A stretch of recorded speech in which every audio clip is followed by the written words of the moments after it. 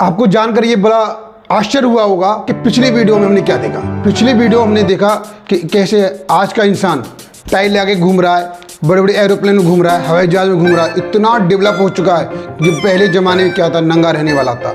इतना विकास कैसे हुआ आपने बुक के अंदर पढ़ा, लेकिन हमने अपनी वीडियो में आपको बिल्कुल ये दिखाया कि कैसे परिवर्तन हो रहा है, कैसे विकास हो रहा है। ये हमने अपनी वीडियो में डिस्कस किया। आपने वीडियो को नहीं देखा, एक बार देख लीजिए। आप देखेंगे कि इंसान के अंदर कैसे परिवर्तन आ रहा है। कहाँ ये मांस में जीने वाला शिकारी आज की डेट में इतना प्रोफेशनल हो गया है, समाजवादी बन गया है, धार्मिक बातें करता है, बहुत बड़ी बड़ी बातें करता है। पहले कोई विचार ही नहीं थे, विचार क्या करेगा। तो इस तरीके का देखिए आपने परिवर्तन हमने क्या किया अपनी वीडियो के अंदर दिखाया है। तो चलिए फिर स्टार्ट करते हैं, आगे वहीं से कंटिन्यू करते हैं। वही अदा रहेगी, वही लाजवाब रहेगा। उसी तरीके से हम क्या देखेंगे, परिवर्तन देखेंगे।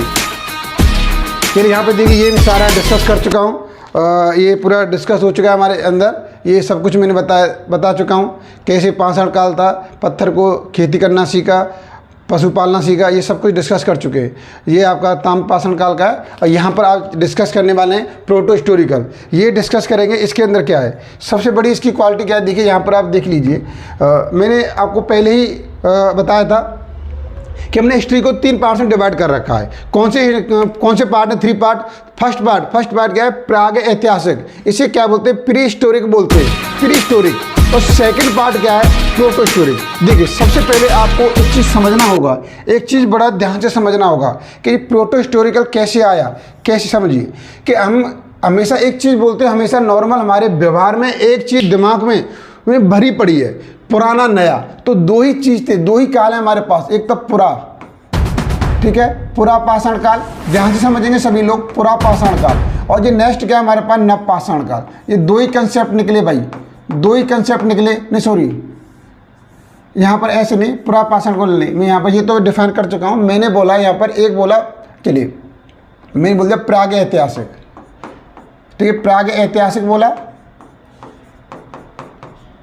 प्राग ऐतिहासिक, ठीक है। अब ध्यान से समझेंगे, दूसरा मैंने स्टेप क्या बोला? इतिहास बोला, इतिहास बोला। देखो इन दोनों में डिफरेंस क्या है थोड़ा सा समझेंगे कि प्राग इतिहास में यहाँ पे लिख दूँ और एक बार लिखूँ तो प्राग इतिहास, प्राग ऐतिहासिक। मैं यहाँ पे भी लिखा हुआ है मैंने प्राग ऐतिहासिक, और यहाँ पे लिख देता हूँ इतिहास। ये 2 वर्ड लिखे हुए हैं मैंने। ध्यान से समझेंगे इसके लेकर के कि 2 ही चीज़ थे। इतिहास क्या है? देखो जो हमारे पास ऐसे कुछ प्रमाण, ऐसे साक्ष्य मिले कि जहाँ पर आप कोई भी एक संदेह न कर पाएँ, बिल्कुल मान लें वास्तव में ये घटना इस डेट को घटी, इस तरीके से घटी, इस रीजन से घटी, तो वो सारे उसकी वजह से हम उसे घटना को क्या बोलेंगे? घटना को संकलन को क्या बोलेंगे? इतिहास बोलेंगे, ठीक है। अतीत के अध्ययन को, एक क्रमबद्ध अध्ययन को और एक साइंटिफिक अध्ययन को, मतलब उस तरीके की घटना घटी है। लेकिन प्राग इतिहास के अंदर ऐसा कुछ हमारे पास मटेरियल है नहीं भैया। एक ही मटेरियल है जो खुदाई में निकला है, जो कुछ मिला उसी से हमने क्या किया, अपने माइंड की ज्ञानेंद्रियां को जगाया और इन्फॉर्मेशन बेसिस हमने क्या कर लिया, एक हमने पढ़ने के लिए एक इतिहास तैयार कर लिया। तो उसे हम क्या बोलेंगे? प्राग ऐतिहासिक। लेकिन सबसे बड़ी एक बात देखिए, अगर मैंने आपसे बोला कि आज का इंसान टाइल लगाए घूम रहा है, यहाँ पर इंसान एरोप्लेन में घूम रहा है, ज़बरदस्त इंग्लिश बोल रहा है, भाई साहब अच्छे सूट बूट पहन के घूम रहा है, यहाँ पर इंसान क्या था? बिल्कुल खचरा था, मांस खा रहा है। यहाँ पर क्या खा रहा है? डोसा खा रहा है, डोसा खा रहा है भाई, और पता नहीं क्या क्या, पनीर पकोड़े खा रहा है आराम से, समोसे खा रहा है, कॉफ़ी पी रहा है, कोल्ड कॉफ़ी पी रहा है, हॉट कॉफ़ी पी रहा है, ये क्या क्या पी रहा है। लेकिन यहाँ पर इंसान को देखेंगे तो क्या खा रहा है? मांस खा रहा है, शिकार कर रहा है भाई, शिकार कर रहा है, ठीक है। यहाँ पर देखिए 2 इंसान लड़ जाते हैं तो उनको सजा हो जाती है, ये हमारे कानून के अकॉर्डिंग, ठीक है। लेकिन यहाँ पर क्या है? एक वहाँ पर मनुष्य शिकार कर रहा है, यहाँ पर तो शिकार करने पर रोक लगा पड़ा है। अगर आप शिकार करेंगे तो आपको सजा हो जाएगी, कानून आपको सजा देगा। लेकिन यहाँ पर इतना कचरा इंसान क्यों? इतना डेवलप हो गया भैया, क्यों डेवलप हुआ? अब तक आपने और बाकी के YouTube चैनल पर ये चीज़ पढ़ा होगा, लेकिन हम ये क्या करेंगे? आपके साथ बिल्कुल दिखाएंगे कि ये चेंजेस कैसे हुआ, ये सब कुछ दिखाएंगे आपको बने रहना है। अब ध्यान से समझिए, मैंने यहाँ पर प्राग ऐतिहासिक, तो अब सबसे ये इतना लंबा समय हो गया, बहुत ज़्यादा लंबा समय हो गया, ठीक है, बहुत ज़्यादा लंबा समय हो गया। तो इसे यार थोड़ा सा जहाँ पर अब जब जो इतिहासकार होते हैं हिस्टोरिकल, तो वो क्या बोलते हैं, वो बोलते हैं यार कोई बीच का पॉइंट मान लेते हैं, कोई बीच का ऐसा पॉइंट मान लेते हैं कि ये यहाँ पर चरम सीमा पर हो और ये यहाँ पर क्या हो, स्टार्टिंग पॉइंट हो। तो उस टाइप को, उस वाले पॉइंट को, उस ड्यूरेशन को क्या बोला गया, प्रोटो हिस्टोरिकल बोला गया भाई, प्रोटो हिस्टोरिकल। इसके अंदर क्या था, ध्यान से देखिए, यहाँ पर कोई लेखन सामग्री नहीं थी, कोई भी ऐसा साक्ष्य नहीं था, लेकिन यहाँ से आपको लेखन साक्ष्य मिलना स्टार्ट हो जाता है। ठीक है, हालांकि पढ़ा गया, उसे पढ़ा नहीं गया था, लेकिन यहाँ से मिलना स्टार्ट हो जाता है। आप आगे जाएंगे, डेवलप मिलेंगे, पीछे लौट के आएंगे, खचरा मिलेंगे, एक नंबर के खचरा आदमी था यहाँ पर, जिसे हम आदि मानव बोलते हैं। खाल को लपेटता था, आज की डेट में खाल को नहीं लपेटते, सूट बूट टाई पहन के परफ्यूम आके जाते हैं। ठीक है, आपने देखा ना, देखा, तो ये चेंजेज आपने देखा है, अब देखेंगे। चलिए एक बार और ऐसे समझ लेते हैं। तो मैंने साफ इसमें लिखा हुआ है, पहला यहाँ पर देखिए, लेखन प्रणाली लिपि का विकास हो चुका था भाई इसके अंदर। ठीक है, विकास हो चुका था, परंतु उस काल के लिखित अभिलेख को या तो बहुत कम होते थे या अब तक पूरी तरह पढ़े नहीं जा चुके, पूरी तरह पढ़े नहीं जा सके, क्योंकि अपने आप में ही डॉक्टर थे वे, अपने आप में डॉक्टर थे। क्या लिखते हैं, क्या किए, किसी को नहीं पढ़ा जा सका। आज भी चैलेंज बना हुआ भैया, अगर आपको भी आपको लगता है कि आप पढ़ सकते हैं तो आप ट्राई कर सकते हैं, बिल्कुल जाइए, आप ट्राई कीजिए। ठीक है, तो मानव संग्रहालय में ये सब चीज़ रखी हुई हैं, वहाँ पर जा करके आप पुरातत्व विभाग से मिलिए कि सर हम ब्रिलियंट हैं, हम पढ़ेंगे उनको। ठीक है, चलिए कोई बात नहीं, आगे देखिए। उदाहरण की बात करते हैं तो भारत में सिंधु घाटी सभ्यता को अक्सर पूर्व ऐतिहासिक, देखिए अब मैं आपको एक चीज़ बता दूं, प्रोटो हिस्टोरिकल कहो, इसे आप आद्य ऐतिहासिक भी बोल सकते हैं भाई, इसमें कोई केस करने वाली बात नहीं है। आद्य ऐतिहासिक भी है ये, ठीक है, आद्य ऐतिहासिक, और कहीं पर आप इसे पूर्व ऐतिहासिक भी बोल सकते हैं। ठीक है, पूर्व भी बोल सकते हैं, नो प्रॉब्लम। ठीक है, तो भारत में सिंधु घाटी सभ्यता को क्या बोला, अक्सर पूर्व ऐतिहासिक काल में रखा जाता है। क्यों रखा जाता है, इसका रीजन भी है कि यहाँ लिपि तो थी, लेकिन अब तक उस लिपि को ठीक से पढ़ा नहीं जा सका। अगर इस लिपि को पढ़ा जा सकता और भी साक्ष्य अच्छे तरीके से मिल जाते तो हमें प्रोटो हिस्टोरिकल में रखने की जरूरत नहीं थी, इसे फिर इतिहास में रखते। ठीक है, तो ये कंसेप्ट आपका बिल्कुल जानदार तरीके से क्लियर हो गया होगा। चलिए आगे बढ़ता हूँ मैं। देखिए आगे, देखिए यहाँ पर पूर्व ऐतिहासिक काल के बारे में जानकारी क्या है हमारे पास। देखिए पूर्व ऐतिहासिक काल क्या है, उस चरण को देखिए। अब यहाँ पे समझिए, एक एक स्टेप को समझेंगे हम लोग, बिल्कुल। देखिए क्वेश्चन आंसर क्या आता है, एग्जाम दे रहे हैं आप, ऐसा नहीं आपने क्वेश्चन रट लिया और आंसर वही क्वेश्चन आपके एग्जाम में आ जाएगा, ऐसा कभी नहीं होने वाला, कभी नहीं होने वाला। तो आपको क्या करना है, समझना है, समझेंगे आप हर क्वेश्चन का आंसर देंगे।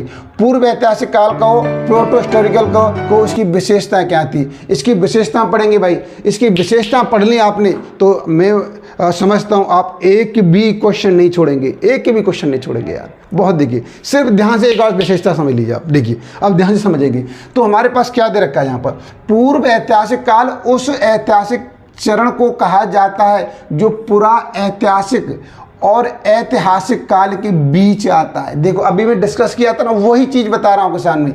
इस समय समाज में लेखन प्रणाली का आरंभ हो तो चुका था, लेकिन वह पूरी तरह से विकसित या सर्वसुलभ नहीं थी, इसीलिए इसे लेखन के प्रारंभिक युग या आंशिक रूप से ऐतिहासिक युग भी कहा जाता है। तो इतने नाम है, इन थोड़े नामों को आप क्या करेंगे, आप अपने माइंड में भाषा इन्फॉर्मेशन की तरह एक ऐप की तरह डाउनलोड कर लेंगे, क्योंकि ये जरूरी है कि देखिए आंशिक रूप से ऐतिहासिक युग भी कहते हैं, क्योंकि कुछ साक्ष्य इसमें ऐतिहासिक भी मिले हैं, ऐतिहासिक आप उनको झुटला नहीं सकते, ठुकरा नहीं सकते उनको। ठीक है, इस तरीके से आप इसे ऐतिहासिक भी आंशिक रूप से, पूर्ण रूप से नहीं, आंशिक रूप से भी बोल सकते हैं। ठीक है, नहीं तो वैसे तो मुझे पूर्व ऐतिहासिक या आद्य ऐतिहासिक ही कहेंगे। तो इस वाले क्वेश्चन से आपको फंसेंगे नहीं। चलिए आगे देखिए इसकी विशेषता क्या थी। विशेषता को देखेंगे तो आप दंगे रह जाएंगे भाई। प्रमुख विशेषताएं देख लीजिए यहाँ पर। सबसे पहले मैंने यहाँ पर डिस्कस किया है, यहाँ पर देखिए लेखन प्रणाली का आरंभ हो चुका था भाई। सबसे पहले मैंने यही पॉइंट लिया है कि लेखन प्रणाली का क्या हो चुका था, आरंभ हो चुका है इस वाले युग में। तो अब और आगे क्या देखने को मिलेगा, अब देखिए इस काल में लेखन प्रणाली का विकास हो चुका था, लेकिन उसका प्रयोग सीमित और अप्रारंभिक अवस्था में था। ठीक है, ये देखिए, ये आप कोई भी यूपीपीसीएस या किसी का एग्जाम देते हैं तो आपकी लैंग्वेज इसी तरीके होनी चाहिए। ये क्वेश्चन को कैसे लिखा जाए कि लिखने का बहुत ही शानदार तरीका है, ठीक है, इस तरीके लिखिए। और देखिए, हड़प्पा सभ्यता में चित्रलिपि का उपयोग मिलता है जिसे अभी तक पूरी तरह पढ़ा नहीं गया है। तो अब इसमें कौन सी लिपि थी, आपसे ये क्वेश्चन पूछा जाता है भाई एग्जाम में, तो कोई बात नहीं, चित्रलिपि थी। उन्होंने कोई जैसे हमारी तरह ऐसे नहीं लिखा प्रमुख विशेषताएं, ऐसे लिखे नहीं गए। उन्होंने क्या किया, देखो भाषा क्या होती है, भाषा क्या, हमारे दिमाग में उठने वाले विचारों भावों को हम क्या करते हैं, अपने शब्दों के द्वारा प्रदर्शित, शब्दों द्वारा व्यक्त करते हैं, उसे भाषा कहते हैं, ठीक है, ये भाषा है।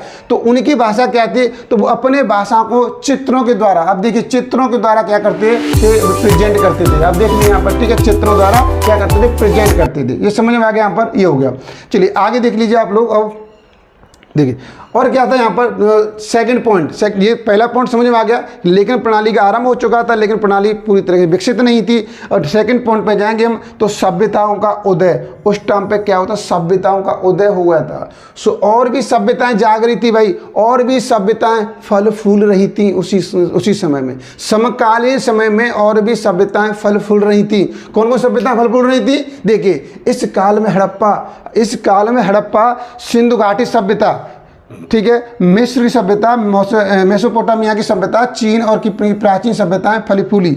और ये सभ्यताएं नगर नियोजन, व्यापार, धर्म, कला और शिल्प में काफ़ी उन्नत थी। अब आपको देखने को मिलेगा जैसे ही मनुष्य का डेवलप हो रहा है भाई, जैसे इंसान जमीन से उठ करके ऊपर जा रहा है, उसके अंदर क्या चीज़ आ रही है, जहाँ से देखिए नगर नियोजन आ रहा है, व्यापार की बातें कर रहा है, धर्म की बातें कर रहा है, कला की बात कर रहा है, शिल्प में काफ़ी उन्नति, देखिए विकास होता आपको दिखाई दे रहा है। ये बिल्कुल देखिए यहाँ पे हमने बिल्कुल आपको दिखाएंगे, देखो इस तरीके देखते रहिए आप लोग, बिल्कुल इंटरटेनमेंट के साथ, समझ में आ गया। चलिए आगे बढ़ता हूँ आप लोग। अब आगे देखिए और भी इसने यहाँ पर प्रोग्रेस किया है। अब शहरीकरण कर दिया बच्चे, देखिए अब देखिए उसके अंदर अंडरस्टैंडिंग आ रही है भाई, शहरीकरण किया है। अब आपको जान के बड़ा आश्चर्य होगा, आज के डेट में, आज कहीं आप किसी भी सिटी में चले जाओ, आज डेट में क्या नक्शा, आप मकान कैसे बनाते हैं, शहर कैसे बनाएंगे, पहले मकान बन जाएंगे, ठीक है, फिर रोड बन जाएंगे, उसके बाद नाली बनती हैं।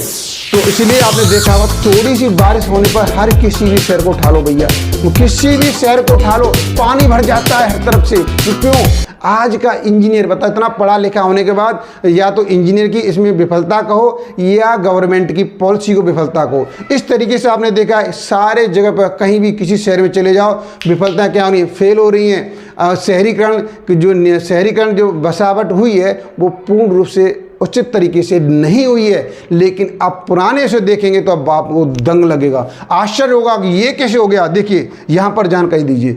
अब इसे देखिए हम पढ़ने वाले हैं, यहाँ पर क्या दिया हुआ है, शहरी नगर नियोजन, पक्के मकान, जल निकासी प्रणाली और ग्रेनेज जैसी संरचनाओं का निर्माण हुआ। देखिए नगर नियोजन था, आज की डेट में नियोजन नहीं हुआ है। बताओ, जब इंसान खचरा था तो उसने बहुत ही अच्छा नियोजन शहर कर रखा था, पानी की अच्छी निकासी कर रखी थी। लेकिन आज का इंसान होमो सेपियंस क्या कर रहा है, वो पानी की निकासी नहीं कर पा रहा है, ठीक है। तो देखिए और दूसरा देखेंगे यहाँ पर हड़प्पा और मोहनजोदड़ो जैसे नगर विकसित हुए, ठीक है। और यहाँ पर कृषि, अब देखिए ये अब फोर्थ पॉइंट हमने क्या लिया यहाँ पर, कृषि और पशुपालन। कृषि और पशुपालन क्या है कि कृषि प्रमुख आजीविका का साधन बन चुकी थी। मतलब कृषि क्या बन गया भैया, अब खेती कर रहे हैं, वो से उनकी जीविका चल रही है, अर्निंग का पॉइंट बन गया। यहाँ पर समझ में आ रहा है, अर्निंग का पॉइंट बन गया। और देखिए आगे पॉइंट दे रखा है, देखिए आपके सामने, ठीक है। आगे क्या पॉइंट दे रखा है, गेहूं, जौ, चावल आदि की खेती और पशुपालन आम था। तो ये चीज़ नॉर्मल हो गया, गेहूं, जौ, चावल आदि की खेती प्रारंभ की उसने, और पशुपालन भी एक आम बात हो गई, नॉर्मल से हर कोई इसे करने लगा।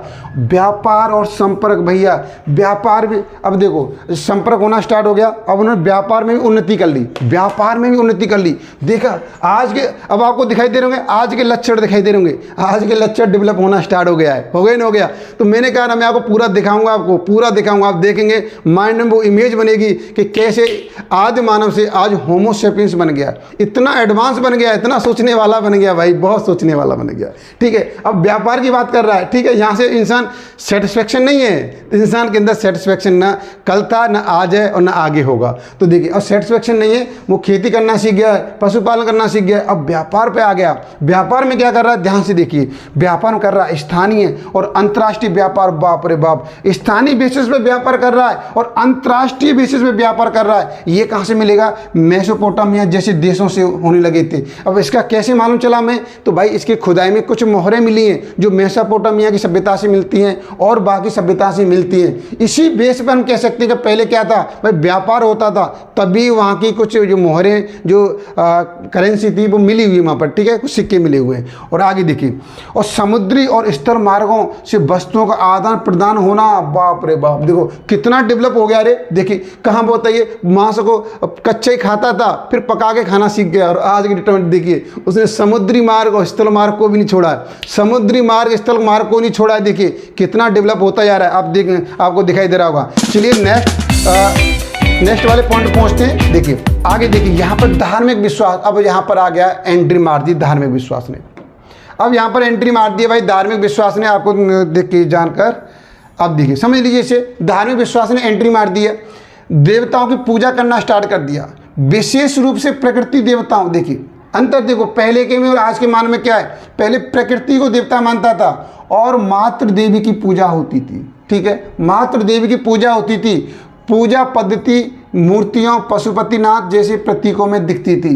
पहले भी जो पूजा थी वो मूर्ति पूजा थी, पूजा पद्धति में दिखाई देती थी, ठीक है। तो ये इस तरीके से धार्मिक विश्वास भी उसके अंदर डेवलप हो गया। तो अब आपसे क्वेश्चन किया जाए कि धर्म पहले आया या इंसान पहले आया, तो आपको मालूम चल रहा है कि धर्म बाद में आया, इंसान पहले आया है, ठीक है। धर्म ने पहले एंट्री नहीं मारी है, इंसान ने पहले एंट्री मारी है। समझ में आ गया, मानव ने एंट्री मारी है पहले। तो देखिए अब समझ लीजिए, यहाँ पर कला और शिल्प, भाई कला, यहाँ पर देखिए, यहाँ पर आर्ट एंड कल्चर क्या था उनका, क्या था यहाँ पर आर्किटेक्चर, देखिए मूर्ति कला थी, मूर्ति बनाना स्टार्ट कर दिया। मृदभांड निर्माण, मृदभांड बोलते हैं बेटा घड़े को, मनका को बोलते हैं, घड़े मनका को देखते बोलते हैं, ठीक है। ये हो गया हमारे पास मुद्रांकन, सील भाई सिक्के और आभूषण और धातु शिल्प विकसित हुए, ठीक है। ये यहाँ से ऐसे आएगा यहाँ पर इस तरीके, ठीक है। धातु शिल्प विकसित हुए और इसमें देखिए क्या क्या विकसित हो गया, कांस्य, तांबा, सोना, चांदी आदि धातुओं का प्रयोग शुरू हो गया। तो आपको मालूम है जो हमने आद्य ऐतिहासिक स्टडी कहाँ से की है, ताम्रपाषाण काल से। जो तांबे का जहाँ से खोज हुई थी, धातु से तांबा धातु मिल गया था, वहाँ से काफ़ी धातु यूज करना स्टार्ट कर दिया है। अब देखिए यहाँ पर, अब आपके सामने आ चुका है लिपि और भाषा। लिपि और भाषा में क्या था, लिपि तो अस्तित्व में थी परंतु भाषा का पूर्ण रूप से समझा नहीं जा सका है, ठीक है। तो भाषा क्या थी, भाषा को पूर्ण रूप से समझा नहीं जा चुका है। तो देखिए अब यहाँ पे आगे देखिए, यही कारण है कि इस काल को पूर्णतः ऐतिहासिक नहीं माना जाता, ठीक है। लेकिन अब लिपि थी, लिपि अस्तित्व में थी, लेकिन भाषा को समझा नहीं जा चुका है। समझ में आ गए यहाँ पर। चलिए आगे बढ़ते हैं हम लोग। अब देखिए आगे देख लीजिए आप लोग। अब ये देखिए सामाजिक व्यवस्था। अब सामाजिक व्यवस्था क्या आती है, हमने ये भी यहाँ पे डिस्कस किया है। सामाजिक व्यवस्था को जानने की कोशिश करेंगे।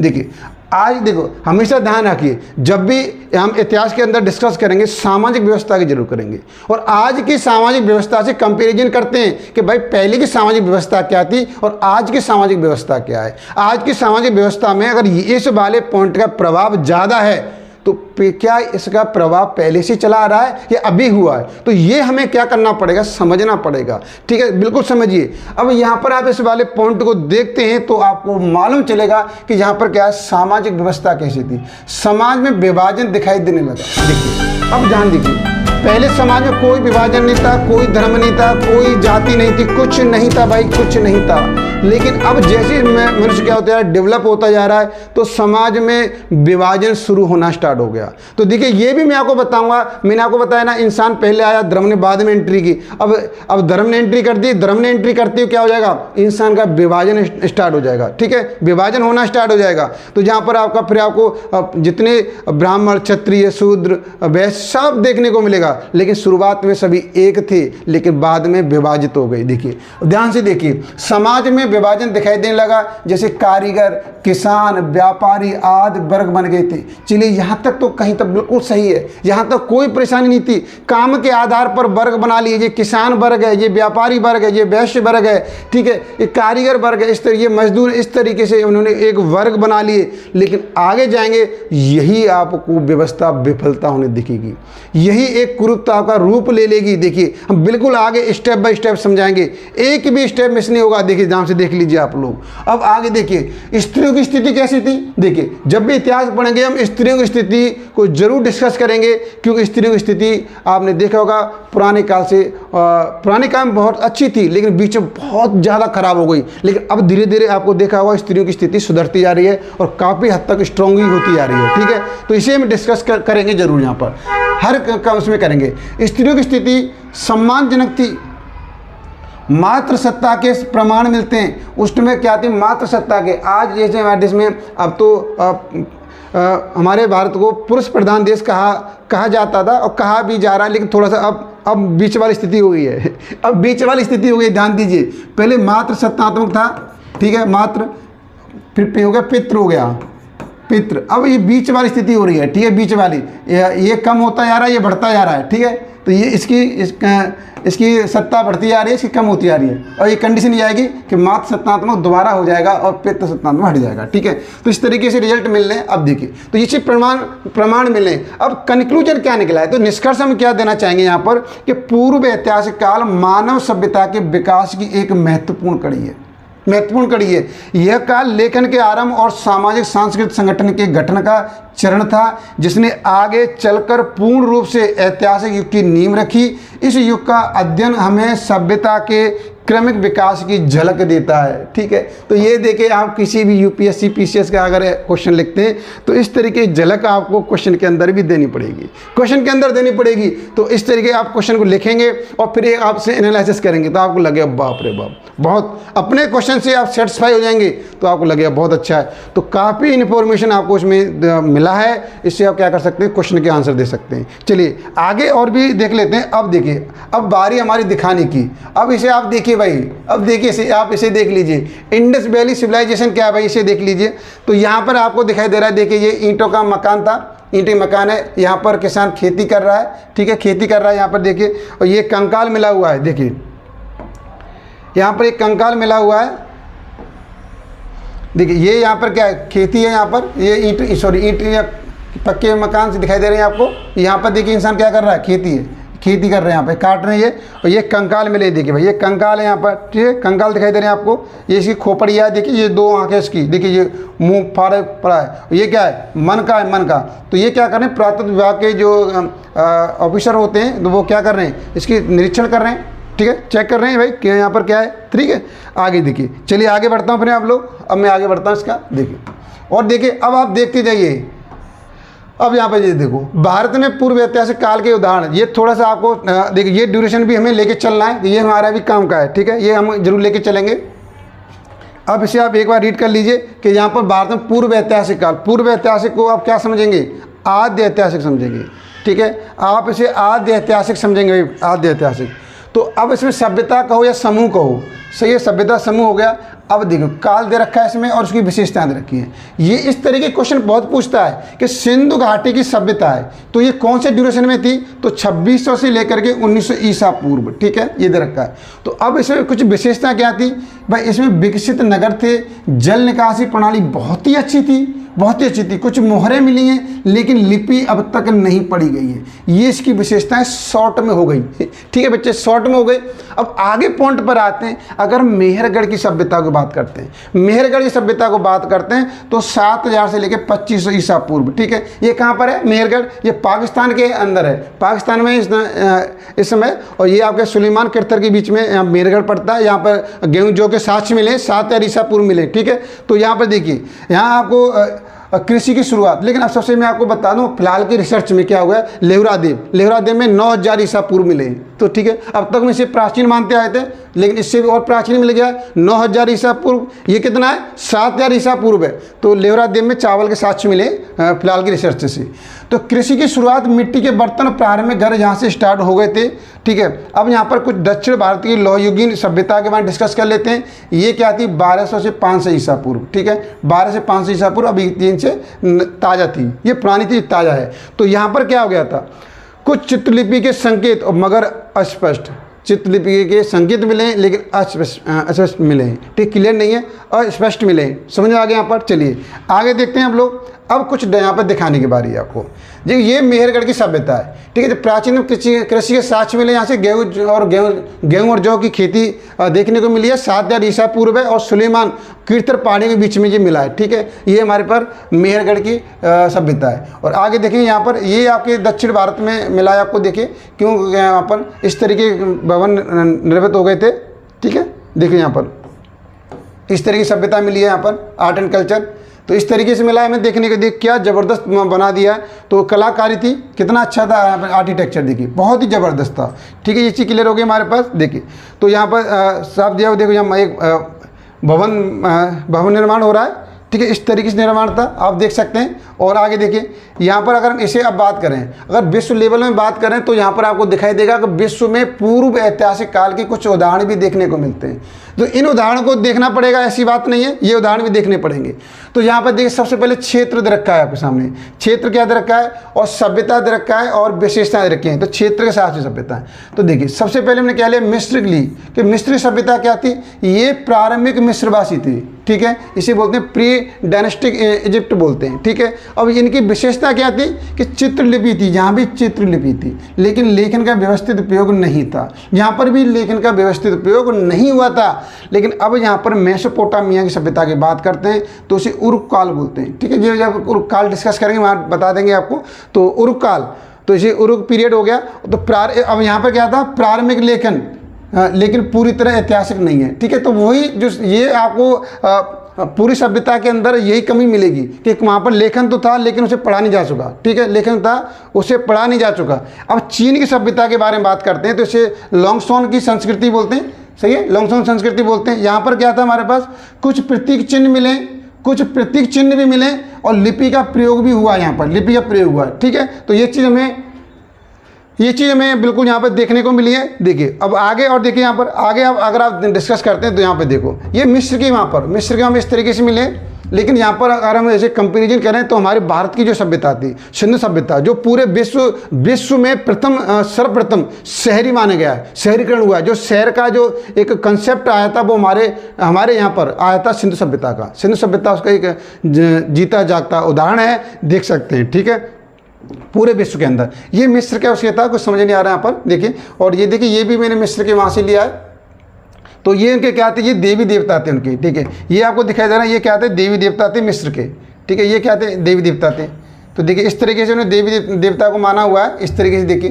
तो ये सब क्या है, देवी देवता से जुड़े हुए उनके चिन्ह कुछ देखिए इस तरीके से। ठीक है, देवी देवता माना गया इस तरीके से। तो आपको ये देख के मालूम चल रहा होगा कि मिस्री सभ्यता, मेसोपोटामिया सभ्यता हमारे सभ्यता से कितनी पीछे पिछड़ी हुई थी। ठीक है, आज वो USA वगैरह ढिढोरा पीटते हैं कि हम भारत से बहुत आगे हैं, बहुत डेवलप हैं। अरे भाई, तुम आज ढिढोरा पीट रहे हो, लेकिन आप पिछले, हम जब भी सभ्य थे, USA बाकी हमें असभ्य बोलते हैं, लेकिन वो ये नहीं जानते कि जब हम सभ्य थे तब आप असभ्य थे, तब हम सभ्य थे। ठीक है, जब आप असभ्य थे तब हम सभ्य थे, ये भूल जाते हैं वो। तो ये हमारी सिंधु सभ्यता ने ये बिल्कुल प्रमाण दिया है इस बात का। चलिए आगे देख लीजिए आप लोग। आगे देखिए, अब यहाँ पर एक बार से नज़र कर लेते हैं पूर्व ऐतिहासिक, प्रागैतिहासिक और तीनों में अंतर डिस्कस कर लेते हैं, तीनों में क्या डिफरेंस है। तो देखिए यहाँ पर आप इसे स्टडी करेंगे। तो सबसे पहले मैंने स्टडी क्या प्रकार क्या है, लेखन क्या है, उदाहरण बेसिस पे कर रहा हूँ। तो मैंने प्री हिस्टोरिक लिया, इसके अंदर लेखन बिल्कुल है ही नहीं भैया लेखन। और उदाहरण क्या था, पाषाण युग था, न पाषाण युग था इसके अंदर। ठीक है, ये था इसके अंदर, समझ आ गया। यहाँ पर आगे देखिए, अगर प्री प्रोटो हिस्टोरिक की बात करें, यहाँ पर लेखन तो मिला है, लेकिन पढ़ने योग्य नहीं मिला है। ठीक है, लेकिन इसमें एग्जाम्पल सिंधु घाटी सभ्यता। अब यहाँ पर ऐतिहासिक हिस्टोरिक की बात कर रहे हैं, तो स्टोरी की बात कर रहे हैं, इसमें लेखन है और पढ़ा भी जा सकता है। इसमें आपके एग्जाम्पल कौन कौन से रहेंगे, वैदिक काल रहेगा और मौर्य काल रहेगा। वैदिक काल और मौर्य काल ये इसके बिल्कुल एग्जाम्पल हैं, ठीक है। चलिए आगे देखिए आप लोग, तो इस तरीके के क्वेश्चन बनते हैं आपके एग्जाम में। अब देखो यहाँ पर ये रखा है हड़प्पा सभ्यता का विस्तृत विवरण, हड़प्पा सभ्यता का विस्तृत विवरण दिया हुआ है यहाँ पर। चलिए अब ये हड़प्पा सभ्यता का विस्तृत विवरण दे रखा है। इस वाले पॉइंट को हम कल डिस्कस करेंगे, कल नेक्स्ट वीडियो में डिस्कस करेंगे इसे पूरा विद मनोरंजन के साथ में, और अच्छे ऐसे फैक्ट जो अब तक आपसे छुपे हुए हैं, आपसे छूट गए किसी तरीके से, उन फैक्टों को हम क्या करेंगे अपने वीडियो में शामिल करेंगे, अपनी इन्फॉर्मेशन में उसे स्टोर कर लेंगे, इंस्टॉल कर लेंगे। चलिए आज की वीडियो में इतना ही डिस्कस करने वाले हैं। और भाई वीडियो आपको पसंद आई तो जरूर शेयर कीजिए, लाइक कीजिए और अपने दोस्तों में फ्रेंड में शेयर कीजिए। चैनल को सब्सक्राइब नहीं किया है तो सब्सक्राइब भी कर लीजिए। ओके।